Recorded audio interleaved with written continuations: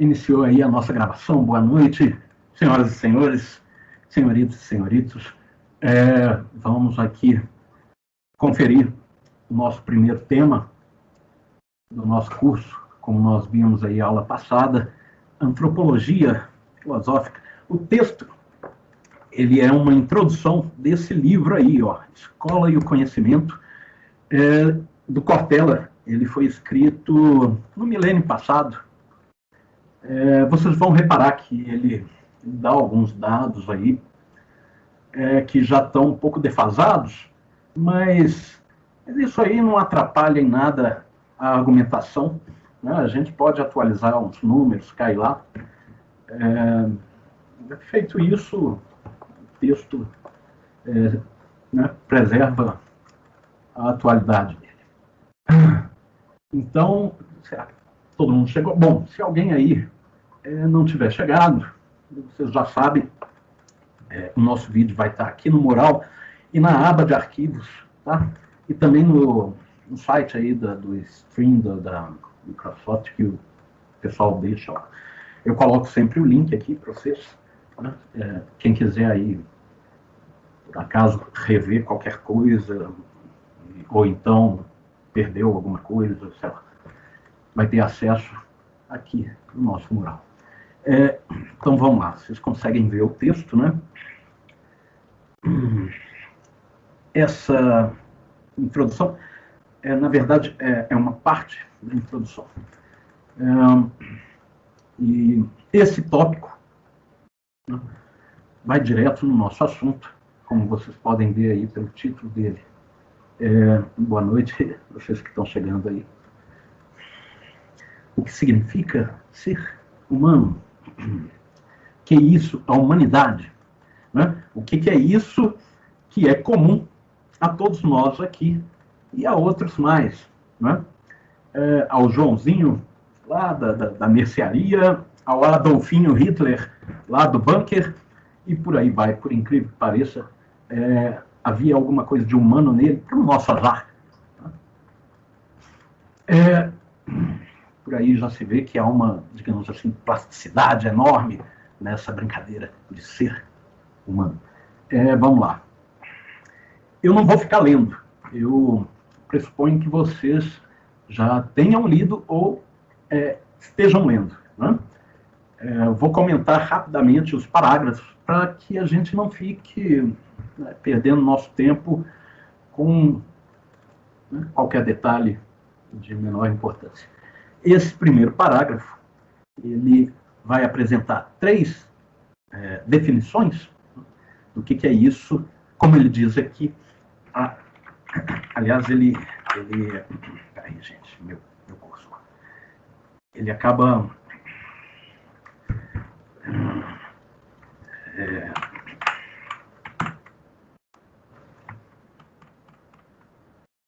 aqui uma redundância, né? As definições que procuram capturar ou expressar, né, a essencialidade da natureza humana. Natureza humana, ou melhor, o termo natureza aqui, né, nesse caso, é usado no sentido de essência. Portanto, essencialidade. Aliás, o que seria a essencialidade, se não a essência da essência? Eu acho que ele enfeitou um pouco, né? No final das contas, as definições buscam expressar a essência humana. A essência, ou a natureza, nesse caso aqui, é um conjunto de atributos, de qualidades fundamentais, que, sem os quais, no caso de faltar um deles, né, você já não tem mais aquilo que ele busca expressar. Aqui, no caso, né, essa humanidade, essa forma de ser que a gente chama de humano. Né? Então, essência nada mais é, né, que essa síntese, esse conjunto de atributos, de predicados, né, básicos, fundamentais. Né?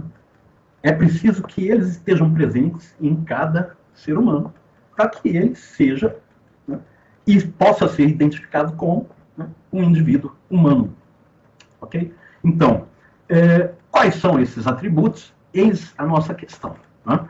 Essas definições vão buscar reunir os atributos mais essenciais, os mais fundamentais, os mais básicos, né? Para que nós possamos não só ter, né, esse ser, mas também possamos identificar ele. Né? Então, ele começa da mais famosa, a do Aristóteles. O homem é um animal racional. O Aristóteles, na verdade, o Aristóteles diz que o ser se expressa de muitas maneiras. Ele quer dizer com isso que há outros atributos. Né? Por exemplo, outro que é muito famoso, uma outra expressão dele, o homem é um zoom politikon. Com isso, ele não quer dizer um animal político, mas um animal gregário, social. Né? O termo politikon, na Grécia, não é o termo político como nós, né, pensamos hoje. Né? O politikon. Tanto é que o próprio Aristóteles vai dizer, na sequência, que o homem é um zoom politikon, tal como as abelhas, etc. Né? Não é possível dizer que as abelhas são seres políticos. Né? Aquilo ali não é um estado, tem a abelha rainha e tal, mas isso são, né, metáforas, né, daquela hierarquia do formigueiro ou da colmeia. Né? O formigueiro também é assim. Né? São seres gregários, eles não existem separados, né, uns dos outros. Mas é claro, não somos simplesmente seres gregários. Há algo que nos distingue, né, de abelhas e formigas, etc. E aqui, no caso, o Aristóteles diz que a razão, né, é esse atributo essencial, fundamental, que nos distingue, né, de tudo mais que há na natureza. Percebam, o Aristóteles ele criou uma forma de classificação que ainda hoje é usada, por exemplo, na biologia, que funciona da seguinte maneira: ele primeiro identifica o gênero e depois a espécie, né? O que é específico desse gênero. Né? Então, o homem é um animal. Nós temos muitos animais por aí. Né? O animal, ele é aquele dotado de ânimo, né? Ele se movimenta. Boa noite, Thiago, pessoal que está chegando. E o que é específico do humano, desse animal, é a racionalidade. Há um problema aqui, como nós vamos ver aí para frente. Isso pressupõe, ou pelo menos aparentemente aponta para uma naturalidade da razão. E nós vamos ver que a razão não é um atributo natural do humano. A racionalidade, ela foi como que descoberta e depois desenvolvida muito recentemente, para falar a verdade. A racionalidade como uma, né, forma de organizar o pensamento como um todo e a prática, evidentemente. O pensamento, a teoria, ou a atividade teórica, se quiser assim, por mais, né, rasteira que ela seja, por mais superficial que ela seja, tem uma função de orientar a sua ação, a sua prática sensível, material. Né? De tal modo que, né, quando o sujeito vai falar de teoria, naqueles termos assim, não, isso é só uma teoria. Só uma teoria? Não. Né? A teoria, aqui, como o Aristóteles está dizendo, e que, na verdade, ele não está errado, né, quando ele fala isso, é algo muito especial, né, na natureza. Tão especial que, na verdade, nos distingue da natureza, de todo o resto, né, dos demais seres.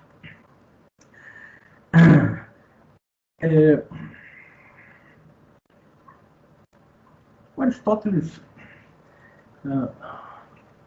concebendo a racionalidade como algo natural, não é digamos assim, nenhum equívoco grave, né? A época, a antiguidade, né, não permitiria ao Aristóteles, como não permitiu nem a ele e nem a todos os demais, perceber o caráter histórico, né, da racionalidade e do homem. Bom, e com isso, eis que surge mais um atributo, né, a historicidade. Mas sobre ela, lá na frente a gente fala. Né? Então, ele diz aí, já entranhou no senso comum, de fato. Né? Talvez seja isso, né, o que ocorre aos indivíduos quando, se é que eles fazem isso, pensam, né, o que nos distingue, né, do resto da natureza.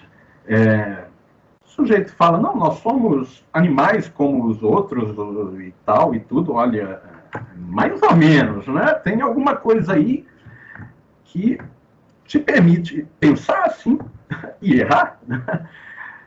E que os animais não possuem. Né? Eventualmente, se o sujeito refletir sobre isso, ele vai falar que é a razão. Né? Bom, antes do Aristóteles, o Platão, que era professor dele, Aristóteles, de Atenas, Aristóteles de largas omoplatas, num caso que um historiador chamado Diógenes Laércio conta no livro dele, aliás, uma das principais fontes sobre a filosofia antiga, aliás, para além daquilo que chegou dos próprios autores, que é muito pouco, no caso do Platão e Aristóteles ainda chegou um bocado de coisa, a bem da verdade do Aristóteles mesmo não chegou nada, mas isso não vem ao caso entrar em detalhes. Talvez vocês pensem, mas como assim? Né? O que chegou do Aristóteles para nós foram anotações dos alunos dele, que foram traduzidas para o árabe, depois do árabe para o grego de novo, não é? Quer dizer, a coisa mesmo se perdeu. O que chegou foi uma espécie de telefone sem fio. Sim, exatamente. Diógenes e a galinha. Você conhece esse caso aí. Né? O Platão estava lá na Ágora, na praça, com os amigos, tomando uma cerveja egípcia, né? Aquelas sopas, sei lá, sumérias, aquele negócio que chamavam de cerveja. Era uma cerveja, eu não sei como que os gregos faziam para refrigerar ela, mas os egípcios certamente guardavam nas pirâmides. Então, e aí um cara, um amigo dele, resolve perguntar isso. Platão, você que é tão sábio e tudo e tal, conta aí pra gente, o que é o homem? O que é o humano? O Platão, que não trabalhava nos momentos de folga, virou e falou, o homem é um bípede sem penas. Né? Tá aqui, ó. Percebam que entre essa definição e a do Aristóteles há um salto de qualidade gigante. E aí o Diógenes, que era amigo também do Platão, Diógenes era um mendigo maluco.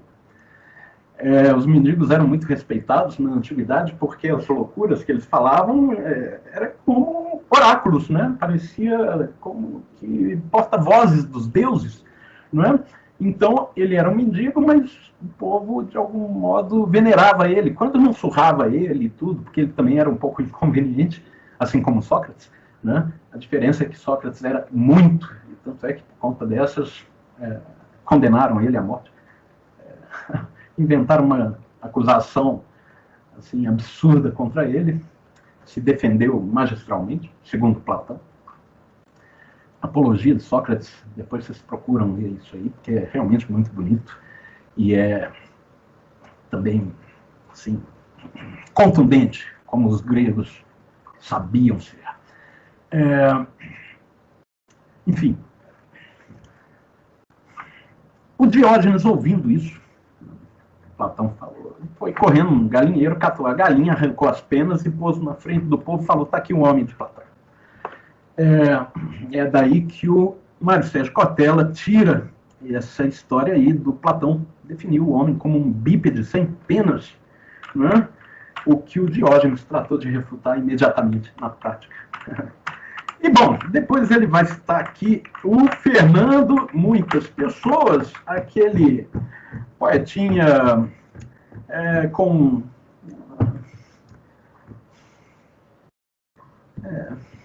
afeições a certas ideologias de extrema-direita e tal, né?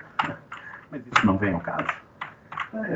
Segundo o Cortella, o Fernando Pessoa elaborou uma definição um pouco mórbida, mas tecnicamente bem precisa. O homem é um cadáver adiado. Aí, nessas horas, a gente não sabe se o Cortella está querendo fazer hora com a nossa cara, já que ele é um pimpão. Vocês já devem ter assistido ele no YouTube ou em qualquer lugar, por aí, na TV, não sei. E ele é um cara muito bem-humorado e tal. Ou se é o Fernando Pessoa, quem está fazendo a hora com a gente, e o pimpão não percebeu. Porque isso aqui é qualquer coisa, menos uma definição tecnicamente bem precisa, não é nem tecnicamente, nem bem precisa. Por conta do seguinte, o homem é um cadáver adiado. Isso distingue o homem dos outros animais.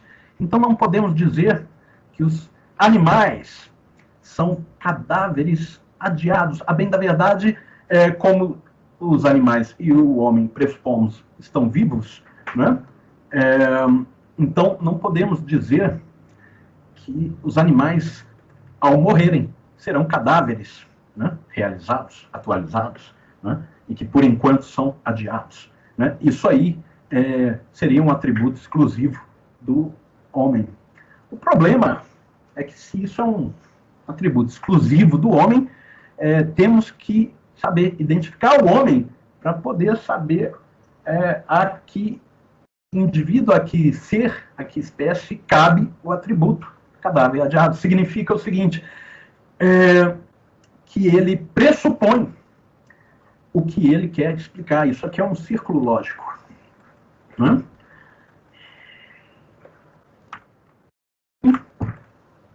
Deixa o Fernando Pessoa para lá. Ele é um poeta, ele não queria filosofar. Né? Ele podia cometer, né, uma petição de princípios, se ele quisesse. Ele não está pretendendo realmente fazer uma antropologia filosófica, ele estava escrevendo aquelas poesias xoxas dele lá. Né? Enfim, muitas outras definições, ele selecionou essas aí. Né? E agora ele está procurando saber o que há, né, de comum entre essas definições, de tal modo que possamos identificá-las como definições antropológicas, né, ou daquilo que é o objeto da antropologia filosófica, o humano. Né? Essas três ideias, essas conceituações ou conceptualizações, né, reunir os traços que nos permitem não só identificar o humano, mas que permite haver, né, um indivíduo, um ser, né, que possa, né, ser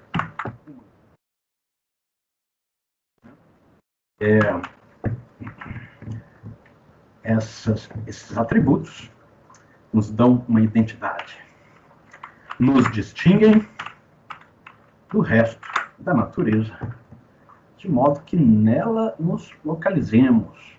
Isso aí, mais para frente, nós vamos voltar a falar desse negócio, né, de se localizar em meio à natureza. Então, ao mesmo tempo, é a procura de uma definição daquilo que é nosso corpo. Ao mesmo tempo, não, né, meu caro? É a mesma coisa. É só uma outra forma de tratar da nossa questão aqui. É buscar definir o que é o nosso contorno, aquilo que nos circunscreve, que nos coloca como, né, algo distinto do resto da natureza. Marca nosso lugar. Mais uma vez ele veio falar né, desse negócio aí, essa espacialidade, mais para frente, voltamos a isso. Sigamos. Ótimo. Até aí está tranquilo. Né? O que nós temos aqui, então, é a busca do conceito. Os atributos fundamentais de uma coisa constituem não só a própria coisa, mas idealmente constituem o conceito. É aquilo que nós temos no dicionário. Né? Queremos saber o que é uma mesa. Quais são os atributos fundamentais da mesa? O material dela? Não, né? Porque é a mesa de madeira, a mesa de concreto, mesa de plástico e tudo e tal.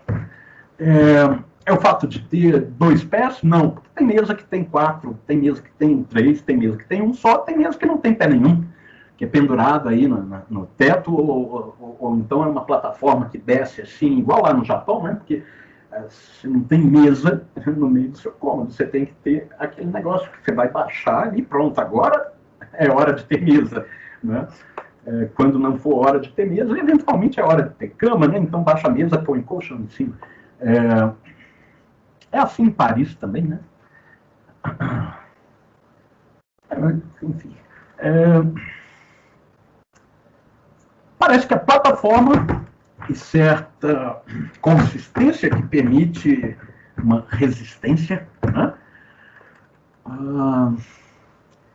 O que se mede, né, com a própria prática, o uso que se faz dessa plataforma. Então, parece que são essas coisas, né, essa consistência, esse uso, essa plataforma, que constituem o que há de mais fundamental numa mesa. Se não tiver plataforma, se a plataforma for de, sei lá,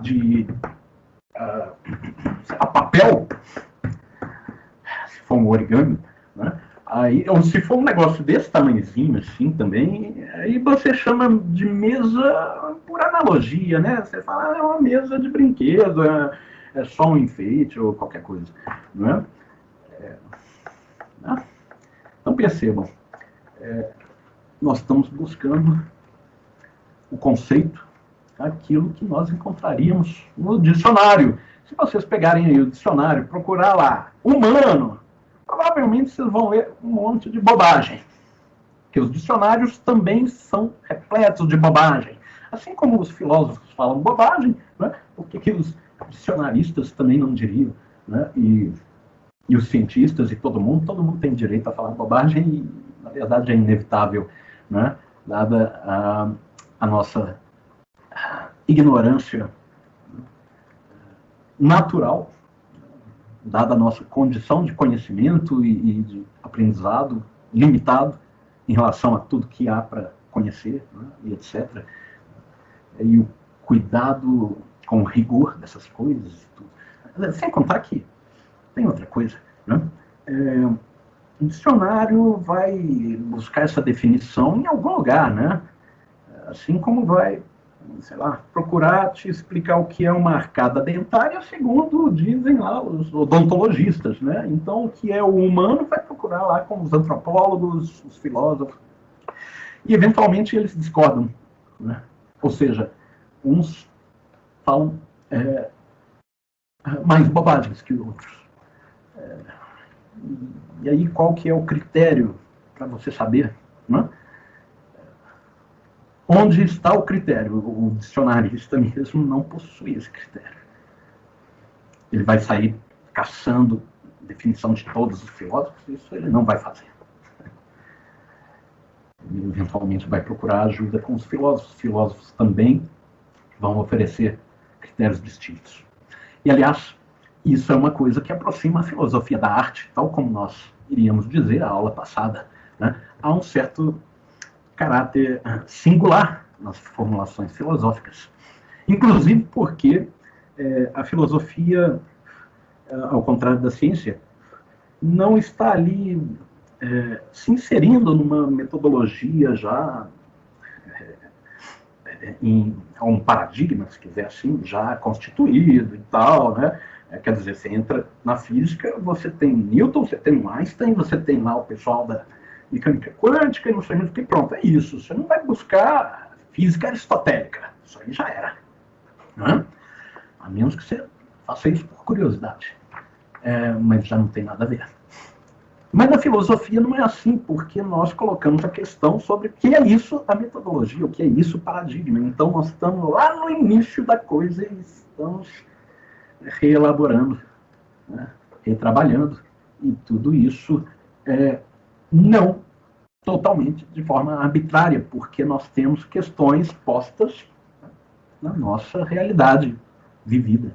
Né? Nós temos problemas aí a resolver. Por mais que a metafísica pareça flutuar no éter, né, ela está aí para responder questões bem, né, sensíveis. Por exemplo, Platão, vocês já devem ter ouvido falar mais do que isso ali. Platão, por vezes, parece sair da atmosfera, né? Entra aí em órbita e tudo e tal. E você pensa, puxa, que loucura, né? Essas coisas que o Platão fala e tal. E por que ele foi se meter nisso? Porque ele tinha um problema prático em relação à cidade, à decadência da polis, né? Que ele está buscando responder. Não vamos entrar nesses detalhes, né, gente? Deixa isso aí para caso depois alguém queira falar sobre isso, sei lá.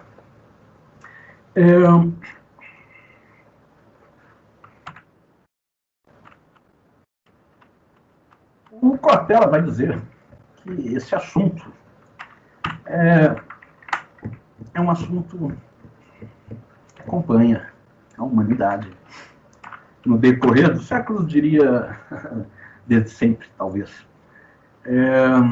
E muito antes mesmo da reflexão filosófica, né, a mitologia já coloca a questão, né, de onde viemos, para onde vamos, né? Ou, como ele coloca aqui, por que estamos aqui? Quer dizer, o que eu surgi nessa época, nesse país, porque logo a mim coube ser eu, não é mesmo? E, bom, a partir disso, a questão se volta para tudo mais. E é aí que entra, né, o mundo, a realidade, a natureza.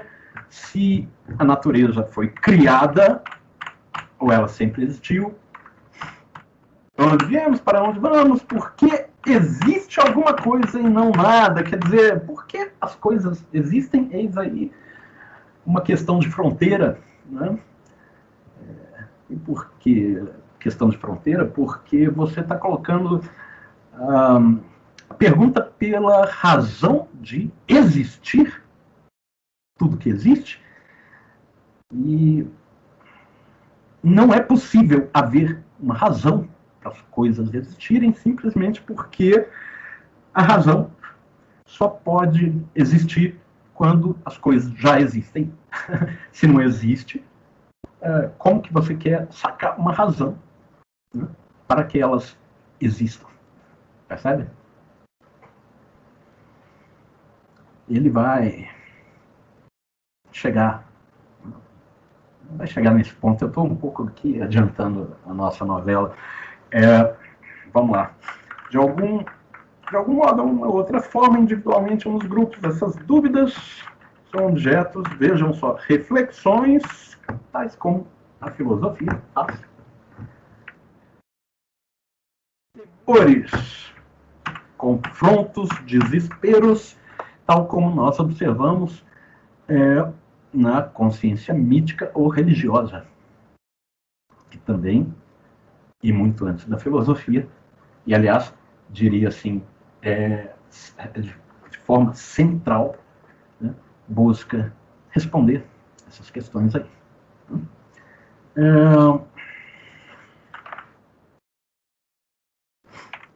Nós não ficamos colocando essas perguntas.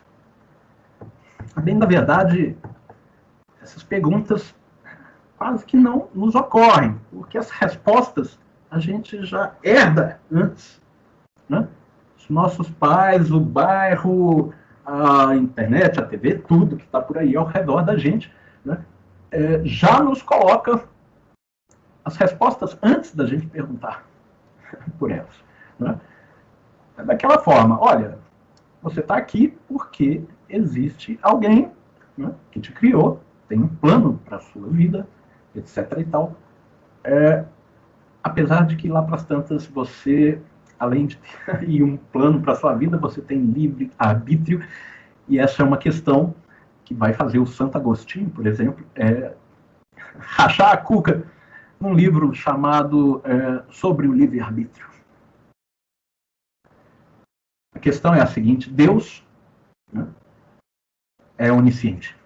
Ele sabe tudo que vai acontecer no futuro com você, portanto, ele sabe o que você vai fazer, sabe o que você vai escolher, etc. e tal. Isso, de algum modo, transpõe a noção que os gregos tinham do cosmos e do destino escrito nas estrelas para um destino que está escrito na consciência de Deus. Né? Então, o problema é o seguinte: de algum modo, se Deus já sabe, né, o que vai acontecer, o que você vai fazer, o que você vai escolher, será que isso não significa que nosso futuro já não está determinado? Exatamente o que acontece com a noção do destino. Né?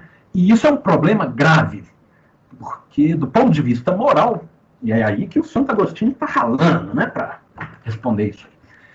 Do ponto de vista moral, se você tem, né, as suas ações já pré-determinadas, você não tem responsabilidade pelo que você faz. Né?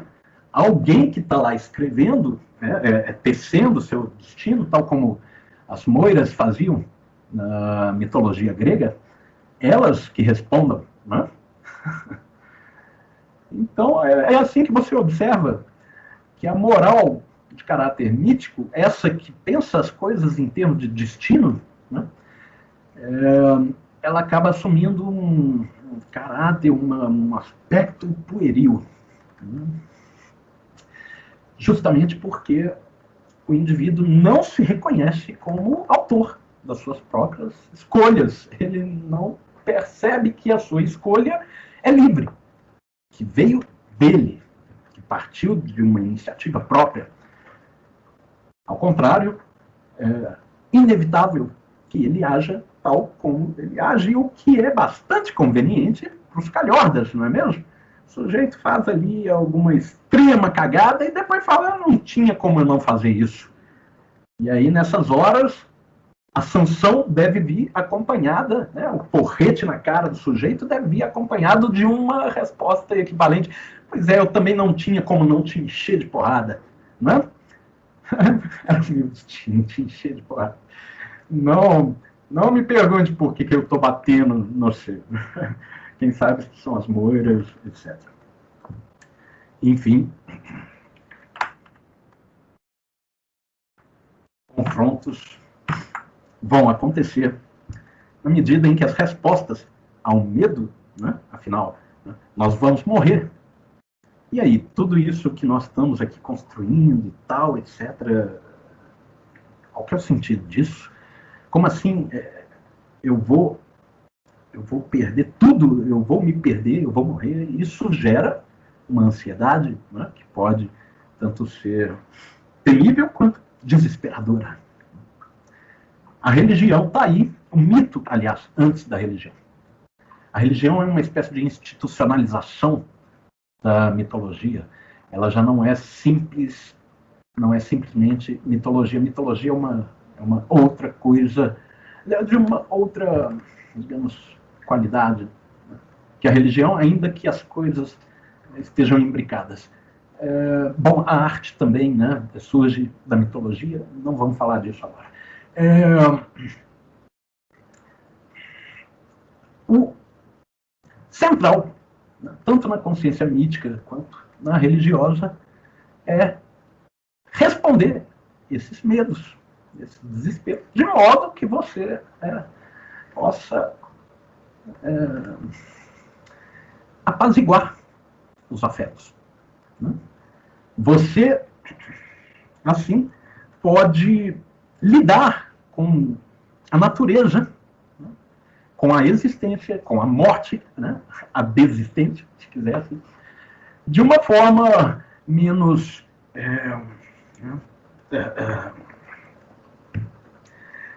paralisante. Percebem? Então vamos lá. Indagação sobre nós mesmos, a razão de sermos e nossa origem e destino. Uau, eis aí o destino de novo. Isto é o sentido, a razão, né, de nossa existência. É um tema presente em toda a história mesmo, em tempos atuais. Olha só o que o Cortella vai fazer aqui. Mesmo em tempos atuais, quando a ciência... Opa, vamos aqui. Mesmo em tempos atuais, quando a ciência atingiu patamares impressionantes de inventividade, variedade e descoberta, né? Ele não quer dizer isso, mais para frente ele vai ser explícito, mas enfim, né? Quanto mais desenvolvida se torna a ciência, mais a resposta parece se afastar de nós. É isso que ele vai mostrar aí ao longo dos próximos parágrafos. Né? O desenvolvimento da ciência moderna, em especial, desde Galileu e Francis Bacon para cá, de algum modo pisa na janta, né, da nossa consciência mítica e religiosa. E daí os conflitos que... Engraçado, sempre aparece isso quando ateu e crente está discutindo, o crente falando, né, da palavra, da Bíblia e tal, e o ateu vindo falar de ciência e etc. E, na verdade, o problema é que a ciência não trata dessa questão. Poxa, a questão sobre a existência não é uma questão científica. Qual ciência trabalha com esse objeto? Nenhuma. Toda ciência pressupõe que o seu objeto já existe. Só a filosofia trata dessa questão, e é isso que constitui a ontologia. Pode falar aí, Thomas ou Tomás? É Tomás. O professor, Tomás. Você falou de crente e ateu. Esse é o melhor vídeo que tem no YouTube. Depois eu recomendo você assistir. Qual? O crente tentando convencer o ateu a acreditar. Ah, tá. Fala um favorzinho, você já sabe onde achar? Me manda o link ali no chat depois, beleza? Pode deixar. Tá. Mas olha, então, ele está falando aí da ciência como uma forma de conhecimento mais avançada, que à medida em que se desenvolve, nos torna mais ignorantes a respeito, né, da razão de estarmos aí. É isso que ele vai falar no parágrafo seguinte, e esse parágrafo aqui há o que falar. Acho que vocês já perceberam que tudo isso aí dá o que falar, mas isso aqui dá muito o que falar. Ele diz aí, é uma característica do conhecimento em geral, né? Mais se sabe, mais se ignora. Antes da gente colocar aqui a explicação dele para isso, vamos dizer o seguinte, de fato, quanto mais conhecemos das coisas, mais sabemos que há mais para se saber delas, porque a gente já consegue perceber linhas, tendências, né, de desdobramento da coisa que apontam para cá e para lá, etc. E ainda não deciframos isso, mas a gente já percebe, tem um horizonte aqui, é o horizonte do nosso não saber. Curioso, nós sabemos da nossa ignorância. De certa forma, é assim que, né, quanto mais se sabe que há ainda o que saber, né? Há muito ainda. Não entendi, professor. Sabe da própria ignorância. Oi, Luiz, para falar. Não entendi essa última frase do senhor. Repete aí para nós. Vamos lá. Você está pesquisando um assunto. É mais ou menos assim como entrar na Wikipedia. Aí você está lendo lá um artigo e percebe que há uma porrada de hiperlinks, né? E aí você vai abrindo esses links e eles vão te mandando para outros artigos. E aí você vai vendo que nesses outros artigos há outros links. Quando você percebe, o seu assunto ele é muito maior, há muito o que saber sobre ele do que você até então imaginava, percebe? Então você começa a ter uma noção do quanto é grande, quanto há ainda para se saber sobre o assunto e que você ainda não sabe, porque você só está vendo que tem os links, né? Você, olha, puxa, eu abri aqui um artigo que eu queria saber, mas tem 10 links. Ah, beleza, Tomás, beleza. Professor. Oi. Boa noite. Eu não sei se seria assim, eu utilizo muito isso, né? Quanto mais eu estudo, mais eu leio, mais ignorante eu sei que eu sou, porque é muita coisa a se conhecer, a se aprender, que eu falo assim, nossa, não sei nada. Exato, exatamente, é isso mesmo. Quer dizer, quanto mais a gente pesquisa, né? Quanto mais investigamos, mais percebemos que há mais a se investigar, há muita coisa ainda para estudar, pesquisar. Então, eu falo, quanto mais eu estudo, mais burro eu sei que eu sou. Não, ignorante. Ignorante é o que nós somos e nós descobrimos o quão ignorante nós somos quanto mais conhecemos, né, das coisas. Isso que é engraçado. Quer dizer, aquela noção que até então era obscura, né? Você sabe que não sabe de uma coisa tal, aí você começa a estudar e você começa a ter uma definição maior do quanto há que se conhecer e que você não vai, porque a vida é muito curta, né? Há uma condição humana aí que é irremovível, né, para esse saber. Bom, claro, por outro lado, há sempre um critério que você segue na hora que você faz suas investigações, né? Qual a necessidade que você visa aí responder ao pesquisar determinadas coisas? Porque se o seu interesse é puro diletantismo, isso aí vai virar uma geleia geral rapidinho, né? Quer dizer, é a mesma coisa que você começar a abrir aí artigo na Wikipedia e quando você está lá no 10º artigo, 10º link que você já abriu, você já não lembra tão bem daquilo que você leu antes, né? Você vai fichar aquilo que você está lendo na Wikipedia, porque se você quer pesquisar uma coisa, você tem que fichar, né? É a melhor forma de você realmente processar a informação, introjetar ela e transformar ela em saber. Então já saibam disso na hora de fazer aí uma pesquisa, tem que rabiscar papel, muito papel. É a melhor forma que tem. Bom, então, pessoal, é uma característica do conhecimento em geral e aqui o Cortella está correto. Quanto mais se sabe, mais se ignora, ou melhor, mais se sabe que não se sabe. Mais se sabe que se ignora, né? Porque não é uma ignorância pura, é um saber do quanto a gente ignora, né? Sabemos que não sabemos. Aquilo que nós não sabemos não nos ocorre, não é? Como que eu vou saber que eu não sei uma coisa que eu não cheguei perto? Percebe? Então, a ignorância pura, ela não é um objeto da nossa consciência. Ela é totalmente alheia à nossa consciência. Portanto, né, não sabemos dela. Então, essa frase aqui do Cortella merecia um ajuste. Quanto mais se sabe, mais se sabe que não se sabe. Oi. Sem contar que é retratado no filme, né? O filme de 1960 do Sócrates, ele instigava a ignorância das pessoas. As pessoas falavam para ele o que era tal coisa, ele mais perguntava, tá, mas o que significa? E a pessoa não sabia responder de tanta ignorância que era. Eles falavam para ele, depois eu te falo, amanhã eu te falo. Nunca falavam para ele o que realmente significava.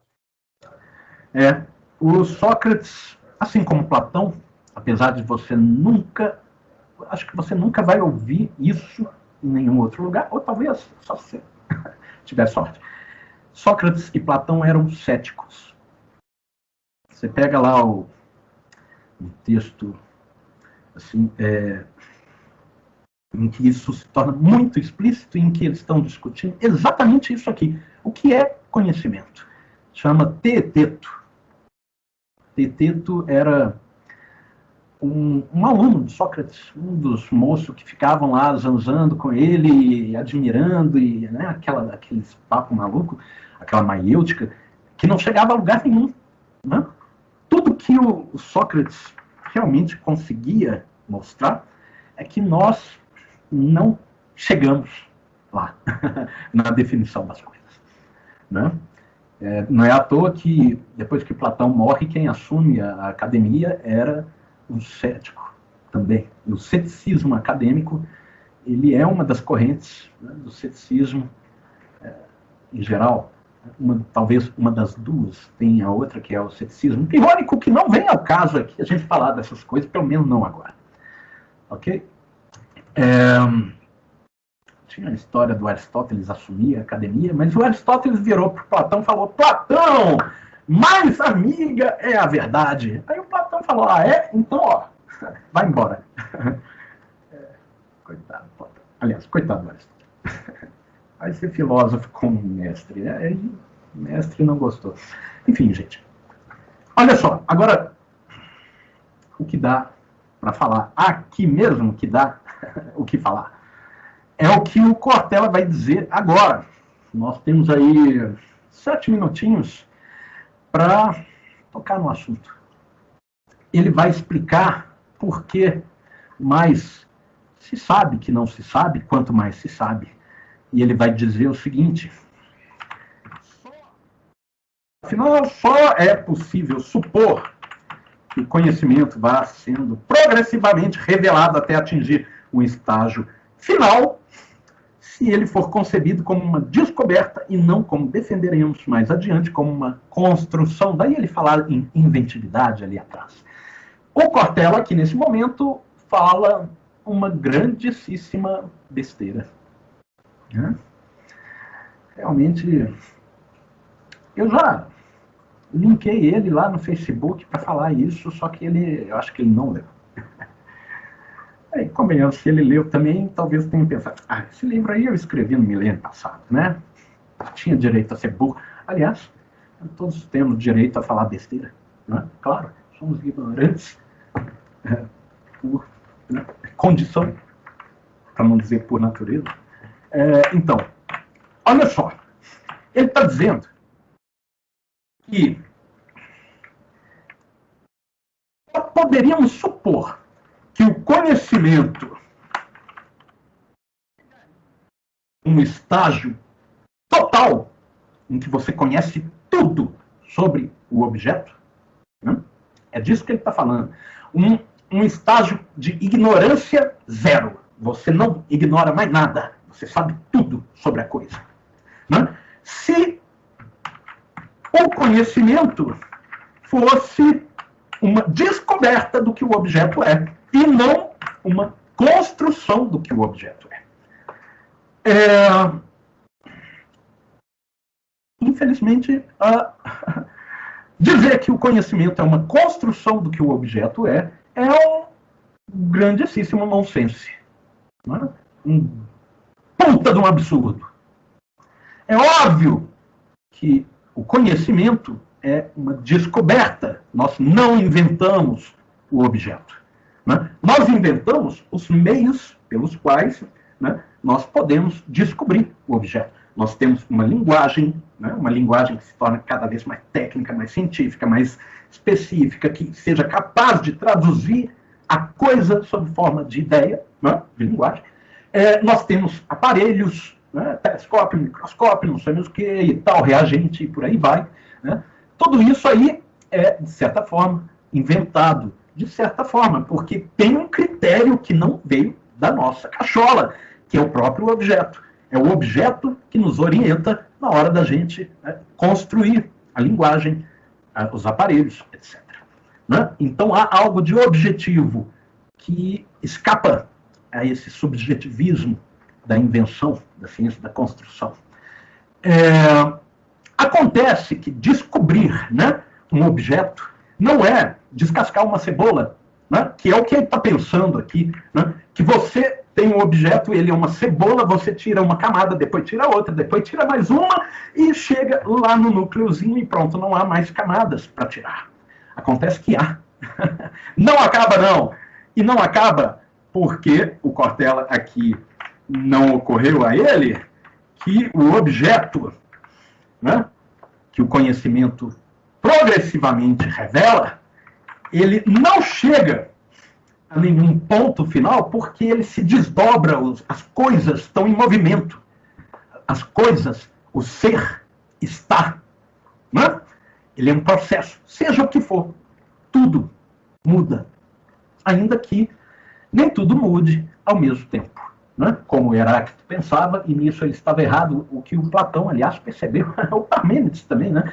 Parmênides falou lá para Heráclito, olha, não é bem assim tudo muda, né, pô? Porque o Heráclito é o cara que falava, você não entra duas vezes no mesmo rio, porque a segunda vez outras são as águas, então, e outro é você. Então, você não pode dizer que você entrou, né, no mesmo rio a segunda vez.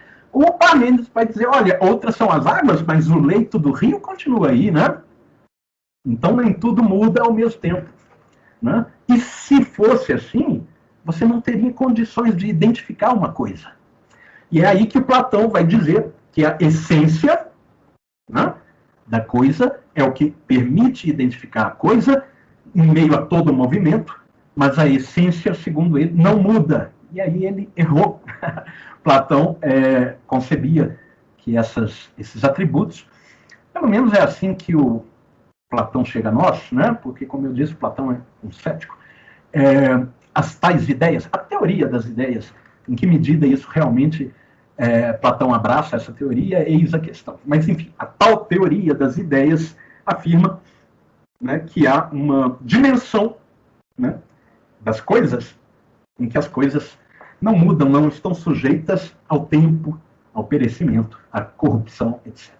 Então, eis aí o lugar dos atributos fundamentais, o mundo das ideias. Aí é que está. Os atributos fundamentais existem tal como os não fundamentais. É preciso admitir que tudo que existe, na verdade, não é que está sujeito ao tempo, mas o tempo é um predicado, né, das coisas, da matéria. Né? As coisas estão em movimento e é aí que surge, né, a nossa noção de temporalidade, nesse movimento.